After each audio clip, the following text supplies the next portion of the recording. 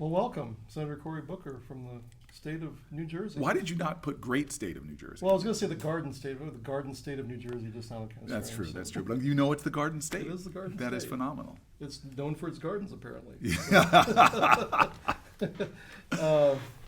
So I wanted to ask a question about healthcare. Regardless, I know that you're not in favor of Medicare for all, like Bernie Sanders is. Or maybe you could explain what your Yeah, look, position is we have on a Medicare. savagely broken system that every day in America, Americans are suffering because of this broken system. That it's the most expensive on the planet Earth. We're closing in on spending one out of every five of our dollars in our economy on healthcare, and yet we have the worst results for people. And so we know the system is broken. I think the best plan, if we were starting this thing from scratch, would be a single payer plan. And that's why I've come out and said, hey, I believe in a system like Medicare for all, but I'm also going to tell folks very candidly that the pathway of getting there to the ideal that we have, and Medicare for all is not necessarily the ideal. The ideal is every American having affordable coverage, that healthcare should be a right in our nation. Well, the pathway to getting there, I think, is going to involve having a public option, and showing that we can make a public option really work is, I think, going to help us to get momentum towards doing broader and bolder things. And so my presidency, as soon as I get in office, I'll be trying to heal the Affordable Care Act, trying to drive down the cost of prescription drugs, the costs all through the system that are broken and out of whack. I'm going to take on those interests that are preventing us from doing that, and I'm going to see how far we can go. And I have a feeling, knowing where the Democratic Party is in my own caucus right now as it is, that we were one vote away from moving Medicare eligibility down to 55 under Obama. And so we can do a lot to expand access dramatically. And I say this all the time because I live in a low-income community where folks are really suffering from this broken system. And I believe we can work towards our goal but make progress at the same time, and that we shouldn't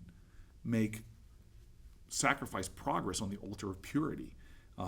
We need help now. People need affordable insulin now. People need access to health coverage now. They need preventative health now. And that's what I'm going to be working on, addressing that immediacy and urgency.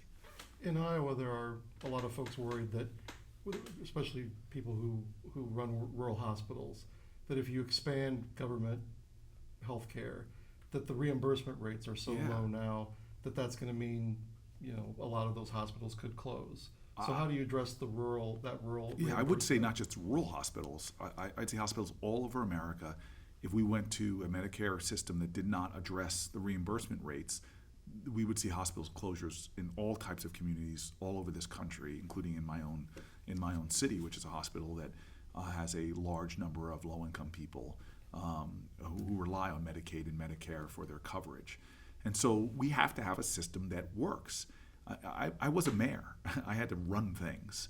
And anything that I do as President of the United States, I'm going to make sure that we do it. And it's not about holding harmless hospitals. It's about making their coverage better and getting people out of hospitals. Because one thing we know is if people have access to preventative care, early intervention, early detection, they don't end up in hospital emergency rooms. And one of the reasons why so many people do, frankly, and need some kind of reimbursement help from public assistance is because we just have a healthcare system that incentivizes that kind of late-term care as opposed to doing the things that would prevent things from being bad in the first place. I want to switch to another issue. I know you care a lot about education. During your time in Newark, the work you did on education is held up by a model across the country by school choice advocates. However, some public school advocates in Iowa are concerned with it. They think it takes resources away from public schools. Would you, as president, still support charter schools and encourage states to adopt policies for that? Look, as President of the United States, I'm going to support what works for kids and not tell local communities how to run their schools. We need to, and I know a lot of people look at charters. Charters are 3% of America's public schools. 3%. As President of the United States, I'm going to be focused on making great school education, public education, accessible for every single kid. And the way we do it are going to be using some of the common sense things we did early in my time as mayor when we had a chance to finally lean in and influence the biggest urban education turnaround, I think, we have in our country, because we are now the #1 school system in America for beat the odds schools, high poverty to high performance. Graduation rates went up 30%, so many great data on it. But the biggest, boldest move we made with our resources was to increase the pay of public school teachers.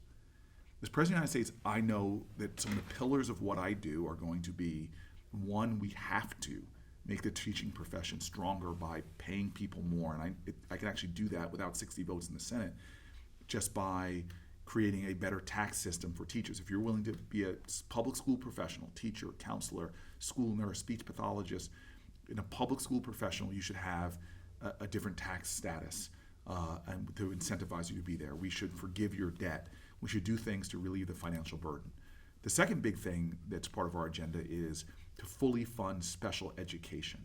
And that's going to really help schools that have high level of special needs kids where they struggle to meet the needs of those beautiful children economically. And this will get schools millions of dollars of more resources, school districts to help them succeed. So I get a little worried when I hear some of my colleagues say that they're anti-charter.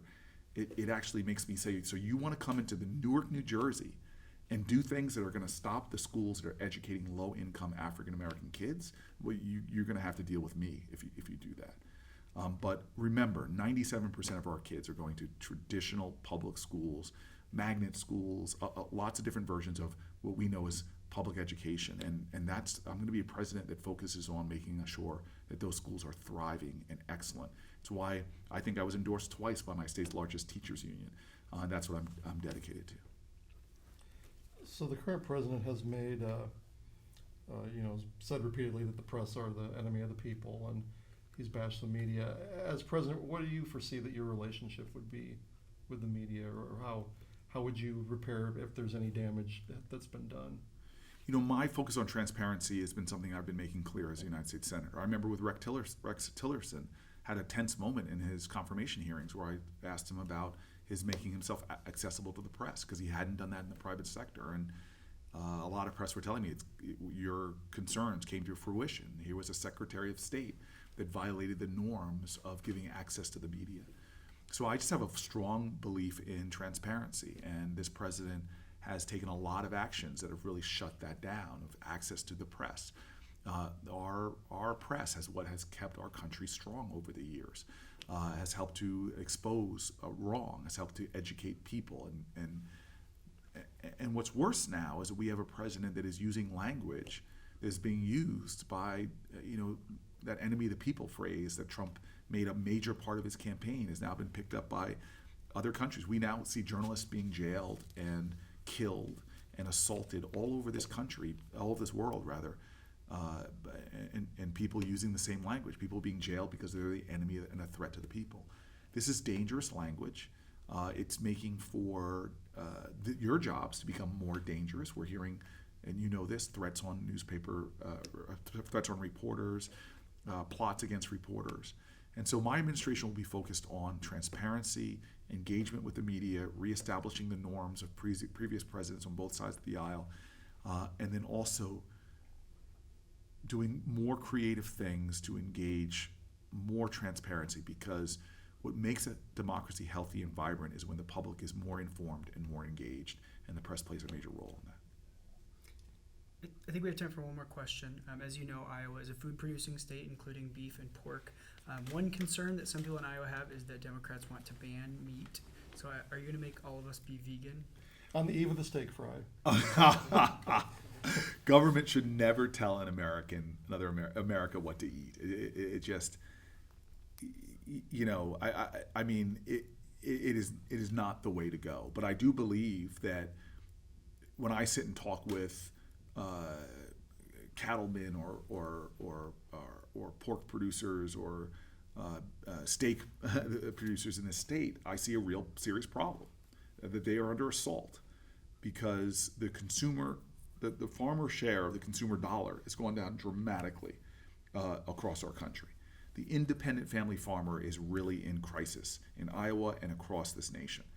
And what you see is these massive corporate multinational factory farming.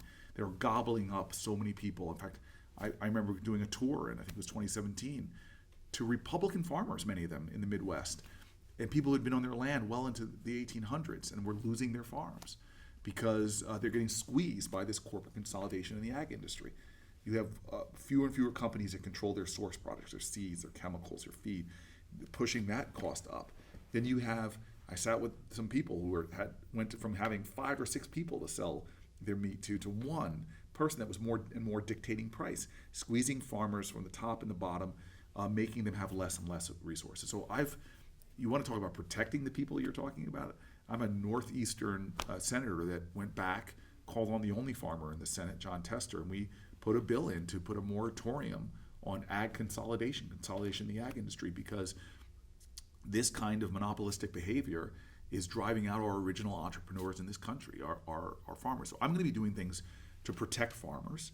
I'm going to be doing things to incentivize farmers and farm practices by fully funding a lot of things that are already going on that are helping farmers with soil conservation. They're helping farmers with climate stewardship. I want to see more things that farmers are benefiting from. In this state, you see they're benefiting from windmills. Well, we should be incentivizing cover crops to help pull carbon out of the air.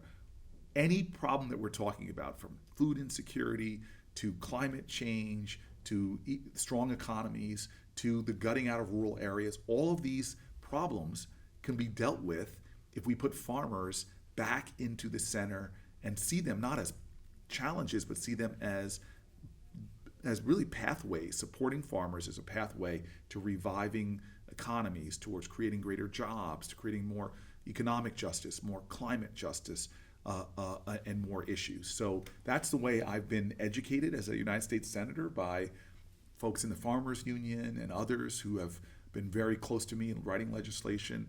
And independent farmers out there should know they will have no better president in the last generation than me in advocating for common sense empowerment of farmers, and especially standing up against this shift in America going from our traditional heritage in farming to this aberration that's coming from this massive consolidation that's going on in the ag sector, driving farmers to their knees or out of business. Thank you, Senator, for sharing your thoughts with us. Thank you very much for having me. Thank you very Appreciate much. it. Thank you.